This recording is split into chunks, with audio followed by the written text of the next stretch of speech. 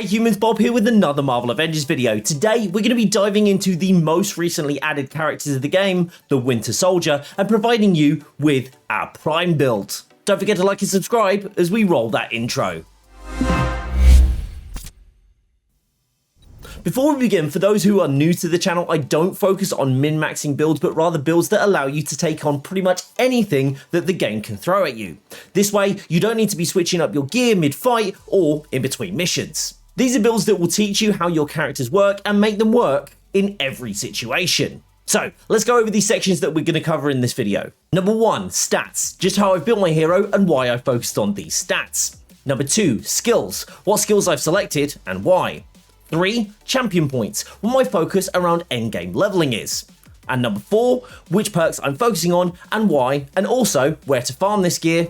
And 5, showcase, how this build works in combat.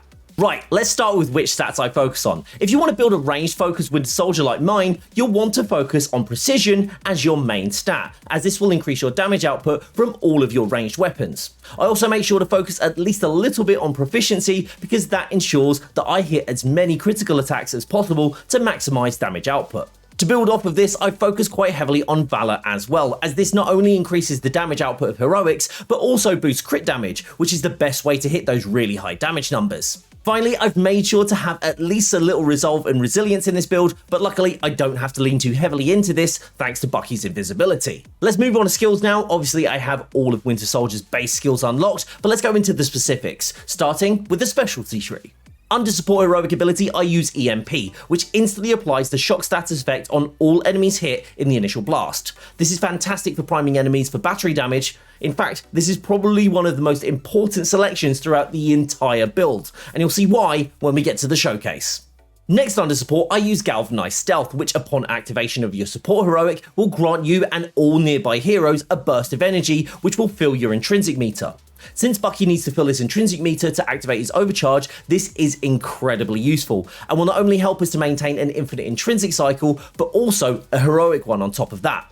Being overcharged will also grant us increased damage too, but we'll get to that a little bit later. Now, onto assault specializations. Now, whilst I enjoy Bucky's kit immensely, the one thing that I really don't like is his assault heroic. Unfortunately, although it looks very cool, it doesn't actually output that much damage, and even if it did, it takes so long to activate that if you are an endgame player, most of the enemies that you want to fight are probably dead by the time your airstrike lands. That said, for the first specialization, I've gone for Strafing Inferno, since at least this one can provide a little bit of crowd control by pulling enemies into a single location. Even though it doesn't do much damage, the Assault Heroic can provide some utility. Select the Tango Down specialization and every enemy that you hit with the airstrike will give you 10% of your intrinsic meter back. This is incredibly useful if you're in a situation where you don't have a full intrinsic meter to proc your overcharge, like if you're getting hit by an enemy and simply because the activation of the Assault Heroic also works as an iframe. Now we move on to the ultimate specializations, the first being Carte Blanche. This specialization is absolutely mad. Basically what it does is provide you with infinite ammo as long as you have your ultimate heroic up. And considering in this build, you can pretty much do that 100% of the time, you can pretty much have unlimited ammo all of the time. This is especially useful if you use the bullet spam technique for Bucky. If you don't know how to do that, by the way, make sure to check out my video on it, links in the description down below. Lastly, in the ultimate heroic specializations, I've gone for the Bigger They Are, which gives you a 10% chance of having a heroic orb drop when defeating an enemy when marked for assassination. This just helps us to be self-sufficient in regenerating heroics. Now onto the mastery skill tree. This is where we can start to fine tune a lot of the stuff to really get the best out of this build. Let's focus on combat first, and firstly I use Hollow Point for the 15% increase in ranged attack damage, since this is a range build after all, followed by Razor's Edge, which increases your signature attack damage by 10%, since Bucky's signature attacks are very powerful and apply status very quickly. Lastly, I use Fallen Snow that helps us generate heroic orbs when performing takedowns. Now onto the ranged mastery tree, and in the first branch I use extended magazines to increase the amount of ammo that I have in my guns. But if you prefer quicker reloads, try out Deft Hands instead. This one is really down to preference, so go with what feels right for you. On the second branch, I've gone for Sharp Sight, since I tend to focus on using the burst shot and hitting headshots. This extra 10% boost in damage to weak points is really helpful. Also, the increased impact gives me more chance to stagger my targets. On the third and final branch, I went for Restless Hunter. Even though I tend to use the burst fire more, having an increased rate of fire of 45% is really fun. Let's look at the intrinsic mastery tree now, and in the first branch I use calling the reserves, which increases the damage that you deal based on the intrinsic energy that you have stored up. Since I'm looking to have my intrinsic full pretty much all of the time, this is a nice little boost. If you're struggling to keep up your intrinsic though, try out Agent's Precision instead, as that will help you build your intrinsic much faster. In the second branch, we continue focusing on regenerating intrinsic with Stoke the Fire. This regenerates a small portion of your intrinsic meter every time you defeat an enemy. This is really helpful when you're fighting large groups of enemies, as each one you take down will help you to keep your cycle going. Lastly, in the third branch, I use Martial Grip. This specialization just helps you keep that little extra bit of intrinsic when you're getting beaten up by like 7 adaptoids at once. Now onto the intrinsic overcharge mastery tree. In the first branch, you have a bit of a choice. I personally use Shade Shock to continue to apply shock status effect, as I feel this helps to apply battery damage much quicker and without the need of your support heroic. But if you're struggling to keep your invisibility up, definitely use Shade Walker instead, as each time you fill your intrinsic meter, you can use it again to go invisible, which helps decrease aggro and the enemy tracking. Onto the second branch now, and I've gone for Soldier's Rage, as it helps increase my damage from ranged attacks by 10% and melee by 20% whilst overcharged. But again, if you're struggling to generate intrinsic energy, try using Soldier's Revolt instead. And for the final selection of masteries, I've gone for Winter's Strength, which gives an increased chance of enemies dropping heroic orbs when defeated. This will help us to keep a heroic cycle going when fighting large groups of enemies. Right, now we've gone over skill choices, let's talk about champion skill focuses. I tend to focus on similar skills with all heroes with a little variance, but when the champion system launched, we didn't really know what was the best thing to focus on. But it turns out that the whole combat boost section basically adds nothing to your character. So with that in mind, here's my priority order for champion points. Quick note though, I wouldn't suggest going all the way to the 5th unlocks until you have spread points across the other skills, as 16 champion points aren't that easy to come across outside of XP boost events. By the way, if you want to see the quickest way to level your champion points, don't forget to check out my fast XP leveling video, links in the description down below if you need it. Right, onto the list. Number 1, critical damage. This is going to give you a 5% boost to crit damage, which this build focuses heavily on, so a major priority on this. Number 2, heroic recharge. With a 2.5% boost to recharge per unlock, this will help you to regain your heroics incredibly quickly in general, but with this build, it'll help you to have almost infinite heroics. Number 3, critical chance. Although this only gives you 1% extra crit chance, it really helps to close the gap towards the 100% crit chance, which again, this build focuses on. Number 4, perk chance. Basically, the more you unlock this tree, the more chance you have of proccing stuff like damage buffs, payloads, and more, which pretty much help with every build. Number 5, stun and status damage. You'll gain an additional 2% on both of these damage types, which will help when dealing battery damage, but also stun, which really helps during certain raid phases. Number 6, fortification boost. As I focus on resilience a lot with this build to lower any incoming damage, this is my main defensive focus, as all unlocks will provide a flat 5% additional armor. After these, feel free to put points wherever you like, but make sure you leave the combat ones until last, as they have the least utility across the board. Now, let's take a look at gear. Before we start though, one thing to bear in mind, the gear that I have here isn't perfect. I will be looking for much better rolls, but for now, these pieces still show you the perks or the stats that I want to target. So make sure to listen closely, because you don't want to miss which is important in which slot. In slot 1, I settled on this piece from the Elite Raid. It rolled really high with precision and resilience, but unfortunately is missing the Valor stat that I would like to see here. I can always rerun to get that perfect roll, and realistically, I'd be looking for a precision and valor and resilience, but I'd be happy with the precision and valor here too. The main reason I've chosen this piece is primarily due to the first perk, Bullet Destruction, as it increases stun, crit chance, and normal damage of bullet attacks, which are the main attacks that I use in this build. Next, we have knife and shotgun attacks do vibranium damage. Ideally, this would be signature attacks instead, mainly because that's the only melee attack that I tend to use with Bucky, since it applies a large amount of damage and a large amount of status effect at the same time. But again, we can rerun for that at a later date.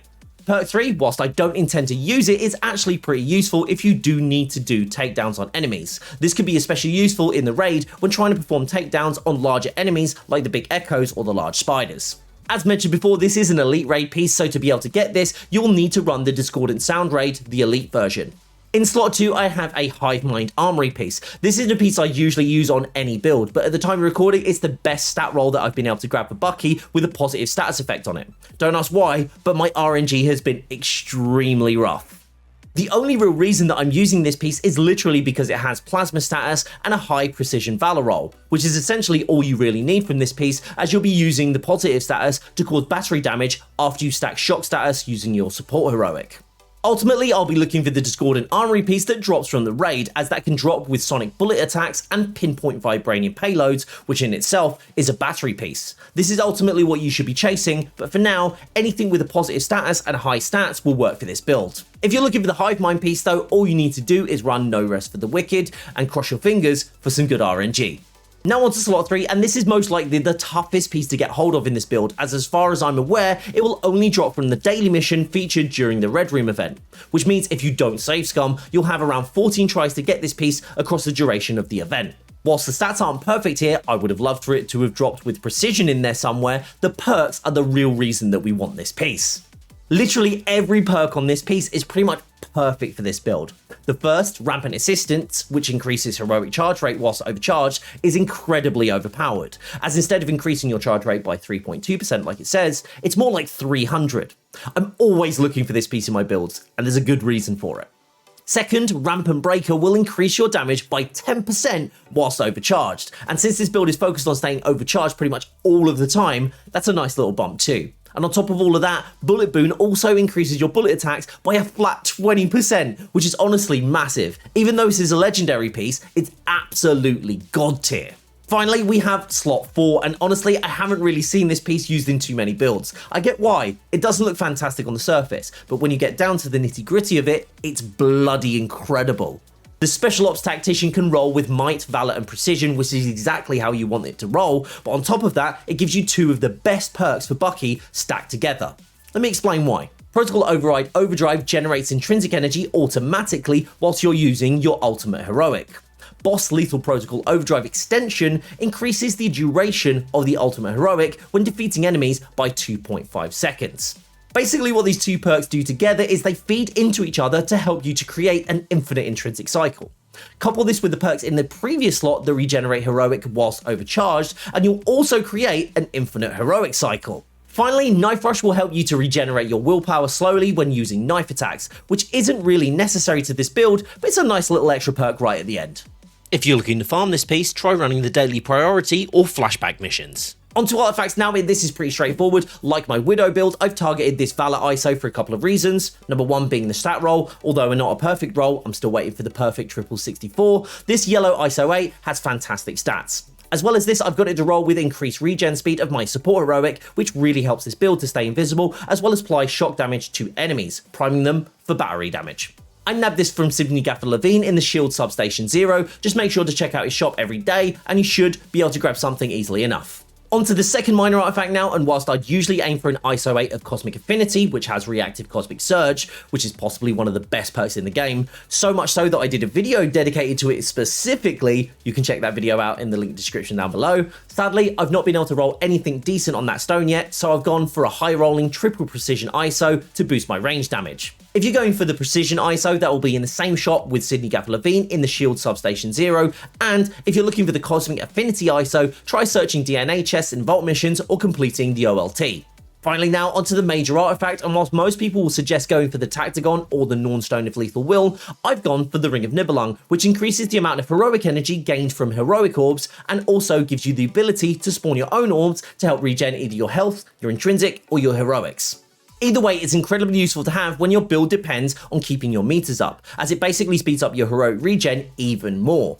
Considering you can also make enemies drop orbs when they're defeated, then collect those orbs, you can basically instantly regen your heroics when overcharged, which again is just fed more by having your ultimate heroic up, making your Winter Soldier truly deadly.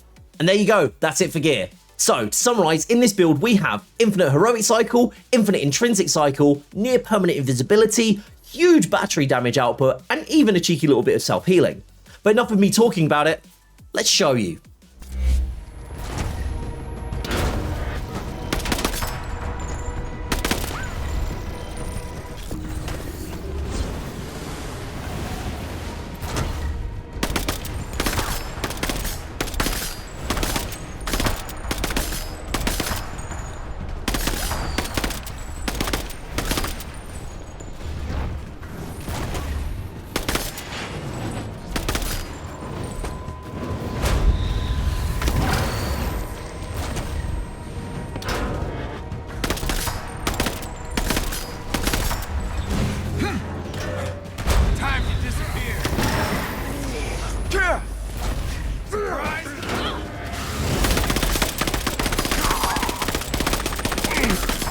Abomination clone is defeated. Well done, Avengers. Oh, let's make this quick. Bet you didn't see this coming.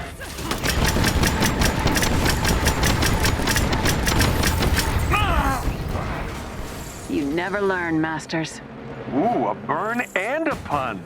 Screw Fury. I want you to be the one I relentlessly annoy by not following orders. And there we go. Also, if you're looking how to do the bullet spam that you may have seen in the showcase in this video, or you're looking for more Prime builds, check out these videos on the channel. Don't forget to like and subscribe. And as always, stay safe, stay awesome, and I'll see you all soon. Bye-bye.